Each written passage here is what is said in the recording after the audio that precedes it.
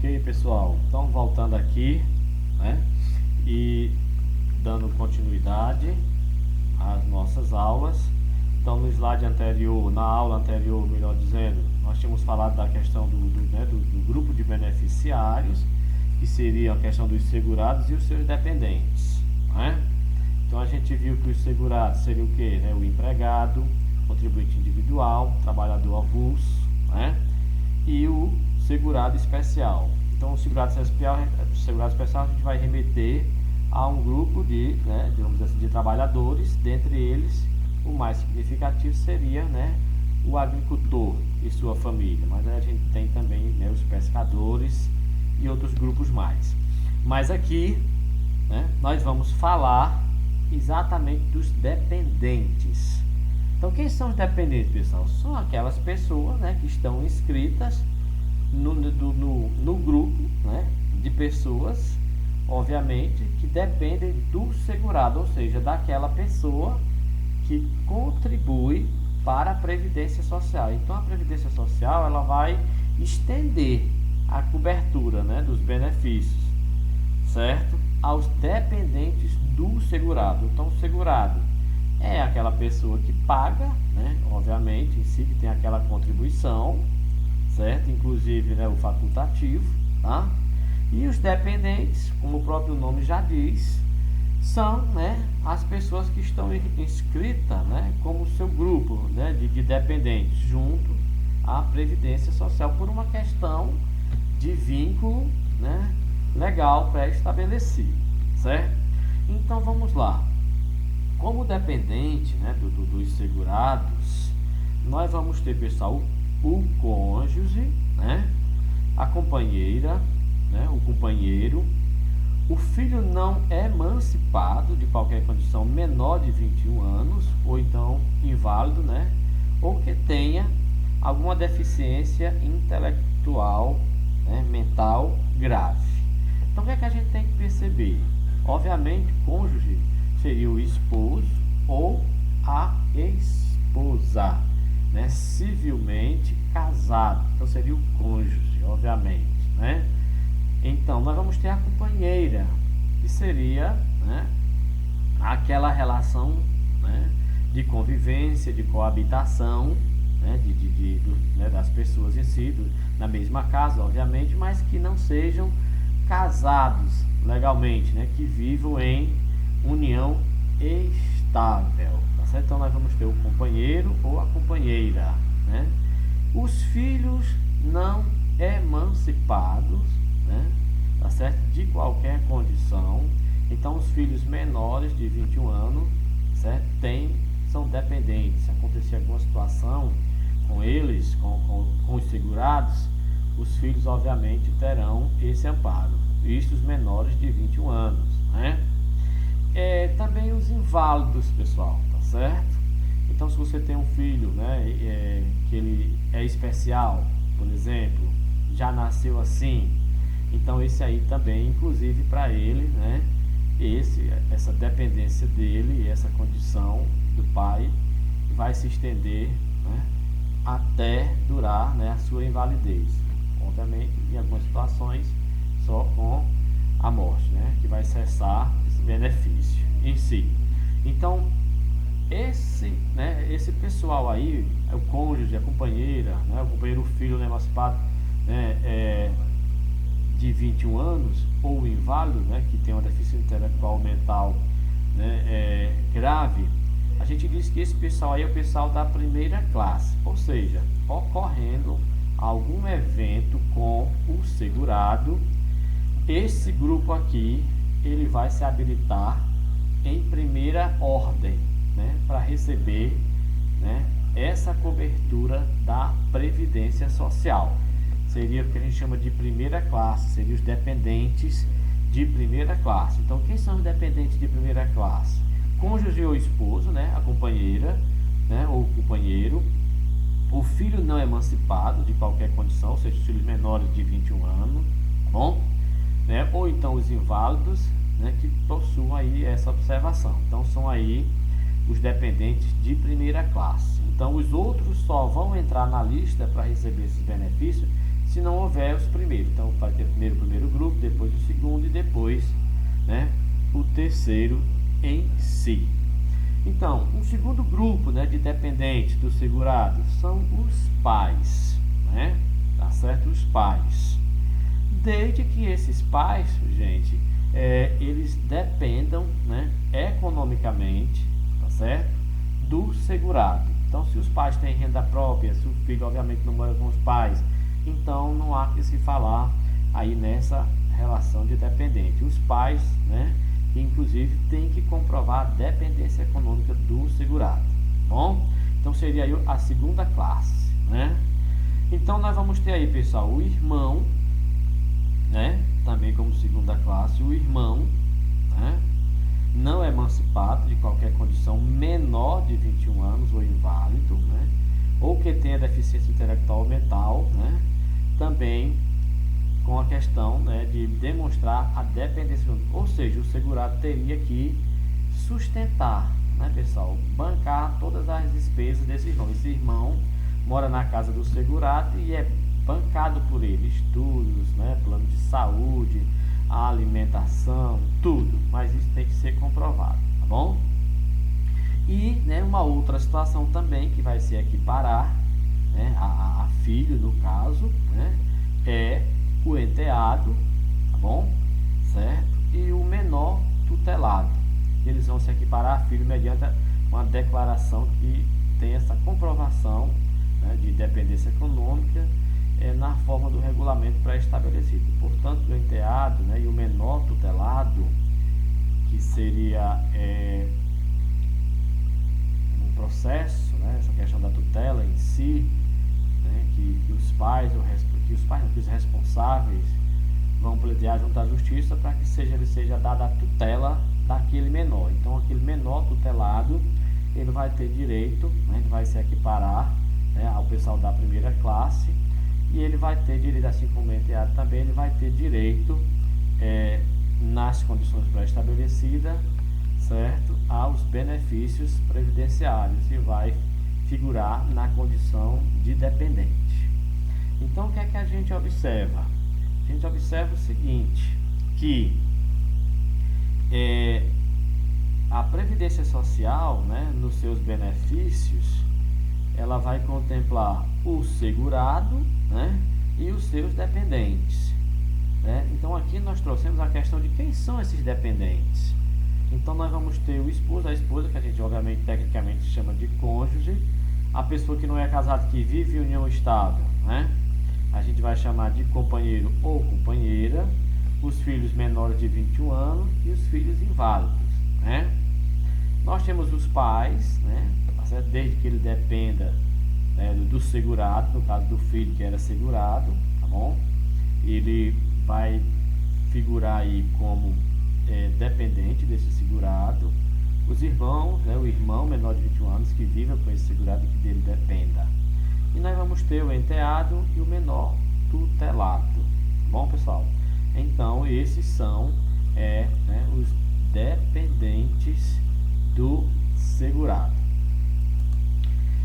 A continuação, nós vamos ter as prestações, ou seja, os benefícios, né, que a Previdência Social ela vai oferecer mediante o preenchimento de requisitos, né, a depender de cada situação.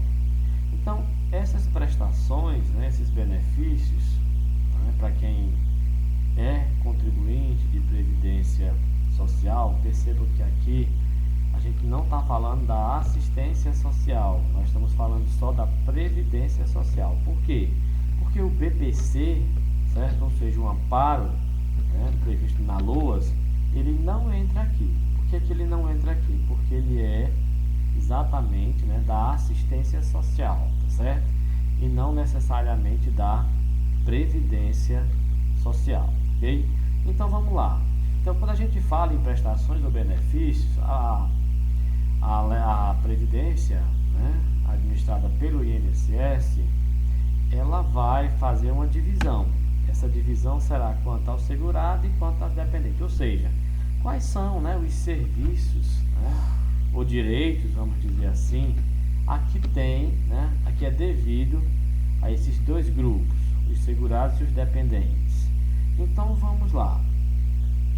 O próprio segurado em si, preenchidos os requisitos, por exemplo, de idade, tempo de contribuição, de acordo com o que seja a situação em si, então nós vamos ter aposentadoria por invalidez, tá?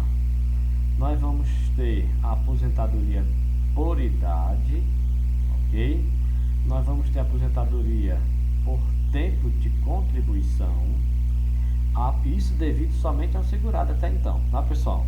Aposentadoria especial, o auxílio doença, salário família, salário maternidade e o auxílio acidente. Então eu vou logo passar aqui para depois eu voltar. Aí nós temos aqui uma outra situação que é quanto ao dependente, né? O quanto ao dependente em si. Então, quanto ao dependente em si, nós vamos ter a pensão por morte, né? Previdenciária, urbana ou rural, tá bom? O auxílio reclusão, tá bom? Então, esses são as duas prestações, ou os dois benefícios a que tem direito o dependente. E quanto ao segurado dependente, ambos têm direito ao serviço social e à reabilitação profissional, certo? Mas vamos voltar aqui um pouquinho para a questão das prestações, ou seja, os benefícios em espécie em si, tá bom? Então, a aposentadoria por invalidez, né? Ela vai se dar em decorrência de uma doença, né? Certo? De diversas origens, ou até ela pode ocorrer também em decorrência de um acidente, tá bom? A aposentadoria por idade, como o próprio nome já diz, ela vai necessitar, obviamente, de uma idade, de um tempo de contribuição, né? No caso da aposentadoria por tempo de contribuição, hoje vai necessitar de idade e tempo de contribuição. A aposentadoria especial, né? Ela é devida a um grupo de profissionais que estão expostos a agentes nocivos, né? Trabalham em condições especiais, expostos a agentes nocivos, que por eles serem nocivos, a legislação reduziu, né, esse tempo para o preenchimento dos requisitos, né? No caso, a questão de 25, 20 e 30 anos, né? Então a gente vai ter o auxílio doença, tá, pessoal, que obviamente é pré-existente na maioria das vezes, né? A aposentadoria por invalidez, a maioria dá certo. Então o que acontece? Primeiro você entra com o auxílio doença, não havendo uma recuperação da sua capacidade laborativa, é que esse auxílio doença ele pode ser convertido numa aposentadoria por invalidez, ou dependendo da situação, certo? Num tempo mais rápido, esse auxílio doença ele já seria convertido em uma aposentadoria por invalidez. Então nós vamos ter o auxílio doença, né? Tá certo? Esse auxílio doença, a gente tem o auxílio doença decorrente de doença de qualquer natureza, e a gente vai ter também o auxílio doença decorrente de doença do trabalho, né, e de acidente do trabalho em si. Nós vamos ter também o salário família, né, que aí é aquele que obviamente vai estabelecer, não é qualquer segurado que os filhos terão direito, são os filhos menores de 14 anos, e vai depender da faixa salarial do segurado, para que eles tenham direito, que a gente chama também de abono, né? Então nós vamos ter também o salário maternidade, questão aí dos 120 dias de afastamento, né, da gestante, dela entrar aí 28 dias antes do parto, né? Certo? Para que possa resguardar o direito da maternidade. E nós vamos ter o auxílio acidente, né, pessoal? Que é cessado o auxílio doença, se foi detectado uma incapacidade laborativa parcial, né, a título de indenização, empregado passaria a receber 50% do valor do salário que ele recebia, tendo ainda a capacidade laborativa para exercer outras atividades em si. Então, o que é que a gente percebe aqui, certo? Nesse slide e nesse aqui, certo?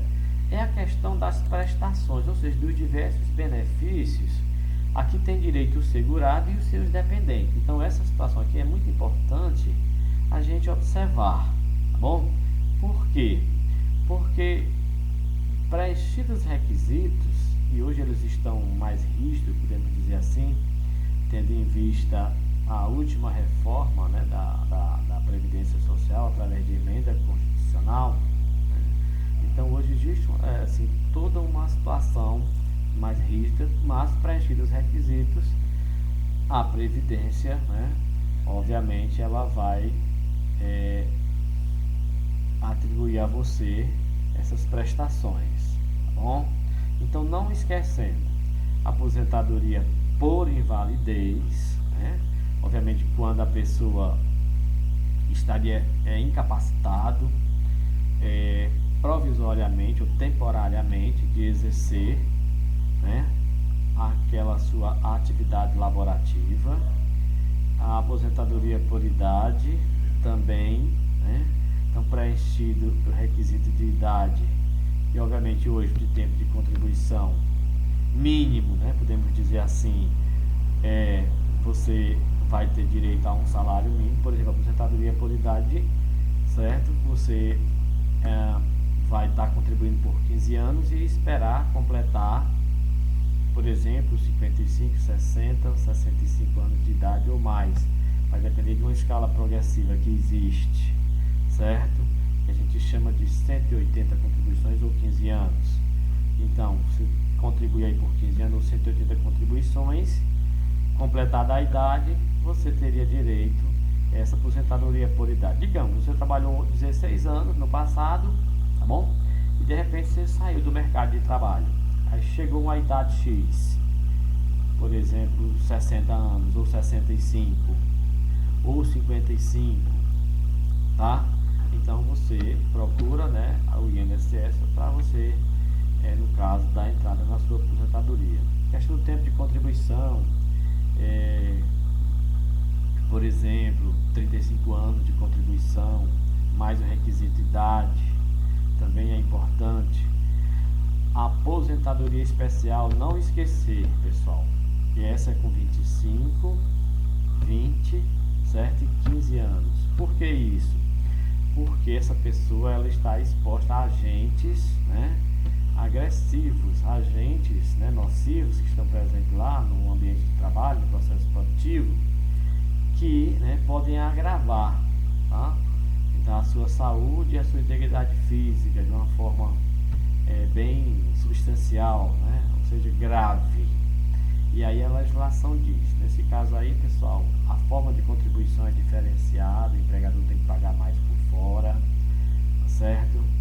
E aí você vai ter direito a essa aposentadoria. Então, o auxílio-doença, né, que geralmente é a forma inicial de você dar entrada no pedido de afastamento por doença ou acidente. Salário-família, tá bom? Que é aquele que a gente chama de abono, que é pagar os filhos menores de 14 anos, mas vai depender da faixa salarial, certo? Do empregado em si. Então, quando ele ganha até um teto X, certo? O salário família vai ser menos. Quando ele ganha menos do que aquele teto, então o salário família vai ser um pouquinho mais. É inversamente proporcional ao valor do salário que ele ganha. Salário maternidade e o auxílio acidente, pessoal. Não esquecer do auxílio acidente. Então, o auxílio acidente, ele funciona como depois de cessado, né, o auxílio doença, e que seja detectado uma incapacidade laborativa, é que você vai ter direito ao auxílio acidente de meio salário, né, tá certo? Ou seja, metade do salário do que ele recebia. Então era isso, a gente vai dar uma paradinha e em seguida a gente volta.